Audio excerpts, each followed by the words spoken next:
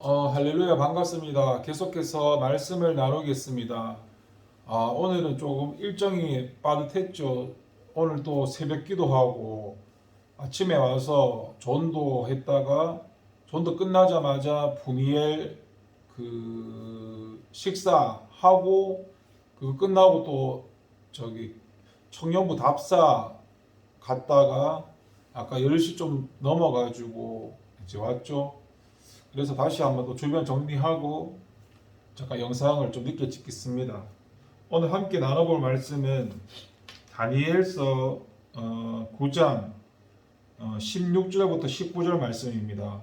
주여 구하옵나니 주는 주의 공의를 따라 주의 분노를 주의 성 예루살렘 주의 거룩한 산에서 떠나게 하옵소서. 이는 우리의 죄와 우리 조상들의 죄악으로 말미암아 예루살렘과 주의 백성이 사면에 있는 자들에게 수치를 당함이니이다.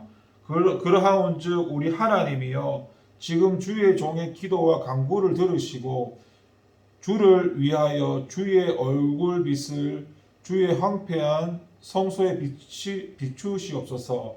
나의 하나님이여 귀를 기울여 들으시며 눈을 떠서 우리의 황폐한 상황과 주의 이름으로 일컫는 성을 보옵소서. 우리가 주 앞에 간구하옵는 것은 우리의 공의를 의지하여 하는 것이 아니요 주의 큰 긍휼을 의지하여 함이니이다. 주여 들으소서. 주여 용서하소서. 주여 귀를 기울이소서. 행하소서. 지체하지 마옵소서. 나의 하나님이여 주 자신을 위하여 하시옵소서. 이는 주의 성과 주의 백성이 주의 이름을 일컫는 바 됨이니이다. 아멘.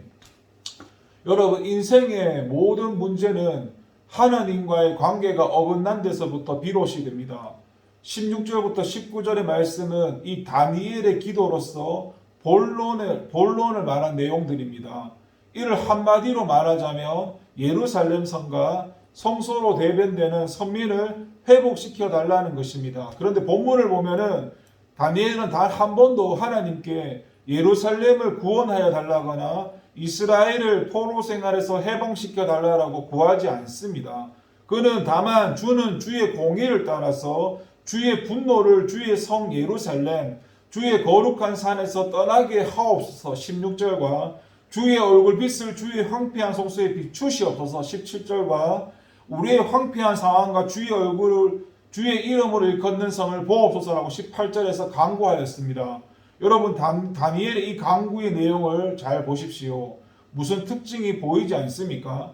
다니엘의 간구는 지금 하나님으로 하여금 다시금 선민한테 관심을 가져주시기를 호소하는 데 맞추어져 있습니다. 말하자면 다니엘은 지금 하나님과 하나님 백성으로서의 이스라엘 관계 정상화를 염원하고 있는 것입니다. 물론 하나님과 이스라엘 관계가 깨지게 된 것은 전적으로 이스라엘 때문이었습니다. 그래서 그는 당연한 어조가 아닌 간절한 어조로 그리고 하나님의 은혜를 구하면서 하나님과 합당한 관계를 회복시켜 주실 것을 간구한 것입니다. 그리고 그러한 간구를 드리기에 앞서서 5절부터 15절에서는 죄인이 하나님과 관계를 회복하는데 필수 불가결한 것이기 때문에 선민을 대표해서 회개의 기도를 드린 것입니다. 사실 다니엘의 기도 내용을 보면 총 15절 가운데 3분의 2가 넘는 11절이 회개와 관련된 내용이고 선민의 회복을 요청하는 간구는 4절에 불과합니다. 이는 다니엘이 하나님과 이스라엘 간의 관계 회복을 얼마나 중요하게 생각하였는지 잘 반영하고 있습니다. 그런 다니엘은 왜 선민을 회복시켜 달라고 직접적으로 간구하지 않고 이처럼 하나님과 선민 관계를 회복 주실 것을 염원하는 간구를 올린 것일까요? 그것은 이스라엘이 당면한 문제가 바로 하나님과의 그릇된 관계에서 비롯되었다는 것을 잘 알고 있었기 때문입니다. 이스라엘은 하나님께 범죄함으로 말미암아 하나님의 진노의 대상이 되었고 또한 하나님께서는 하나님의 은총과 보호의 상징인 그의 임재를 이스라엘에서 거두시고 하나님의 얼굴을 그들로부터 돌리셨습니다. 이스라엘은 이처럼 하나님과의 관계가 깨어짐으로 하나님의 은총에서 멀어지게 되었고 그로 인해 나라의 멸망과 바벨론 포수라는 재앙을 당하게 된 것입니다. 그래서 이스라엘이 하나님과 다시 관계를 정상적으로 회복하게 된다면 어떻게 되겠습니까? 그들은 다시 회복되고 이전과 같이 하나님의 은총과 보호를 받게 될 것입니다. 다니엘은 바로 이러한 사실을 직시하고 하나님께 간구함에 있어서 선민의 회복을 간구하는 대신에 선민과 하나님의 관계 회복을 염원하는 간구를 올려드린 것입니다. 여러분, 이스라엘의 역사만큼이나 우리의 인생도 숱한 문제들의 연속입니다. 그런데 이러한 문제는 이스라엘이 그러하듯이 대부분 하나님과 정상적이지 못한 관계에서 비롯됩니다. 그래서 우리는 인생의 문제들을 만날 때 당면한 문제 해결에만 골몰해서는 안 됩니다. 하나님과 관계가 정상적이지 않은 이상은 그 어떤 문제도 바로 해결할 수가 없습니다. 심지어 우리의 기도도 당면한 문제를 해결하는 노력도 아무런 소용도 없습니다. 그에 반해서 하나님과 우리가 바른 관계를 회복하기만 하면 모든 문제는 녹듯이 사라지게 됩니다. 따라서 문제에 직면했을 때 겉으로 드러난 문제보다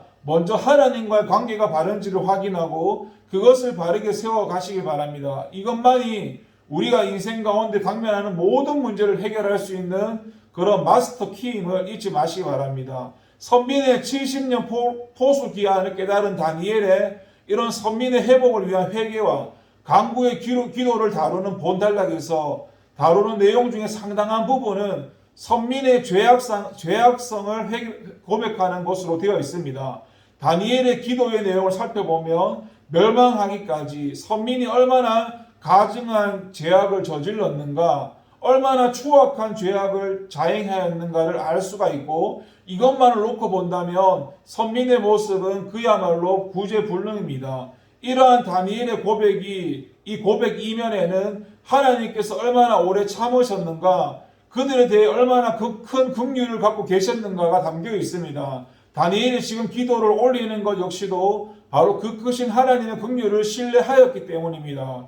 결코 소망할 수 없는 상황 가운데서도 소망을 잃지 않을 수 있고 간절하게 기도할 수 있는 것은 바로 이 때문인 것입니다. 다니엘은 이처럼 하나님의 큰 긍휼에 의지해서 다시 한번 자비를 베푸시며 긍휼을 베풀어 달라고 기도한 것입니다.